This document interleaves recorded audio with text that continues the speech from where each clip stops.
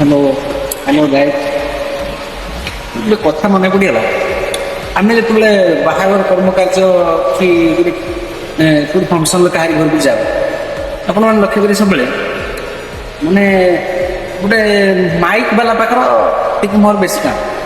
ମୁଁ ଯାଇକି ସେଠି ମାନେ ଡିଜେ ଗୀତ ଗୋଟେ ରୋମାଣ୍ଟିକ୍ ଗୀତ ଏକ ବଜାଇବା ପାଇଁ ମାଇକ୍ ବାଲା ପାଖ ତମେ ଯାଇଥିବ, ମୁଁ ଲକ୍ଷ୍ୟ କରିବ ଗୋଟେ ମୁରବୀ ଟାଇପ୍ର ଲୋକ ଗାମୁଛା ପିନ୍ଧିକି ପୁରା ଏପଟ ସେପଟ ପକେଇକି ଗୋଟେ ଷ୍ଟାଇଲ୍ର ଆସିକି ମଉସା ଟାଇପ୍ର ଲୋକ ଆସିକି ସବୁବେଳେ ଡିଷ୍ଟର୍ବ କରିବ। କାହିଁ ସେଟା ସନ୍ଧ୍ୟାବେଳୁ କାଁ କାଁ କର କିଏ କହିଲା ତୁ କାଁ ବନ୍ଦ କର।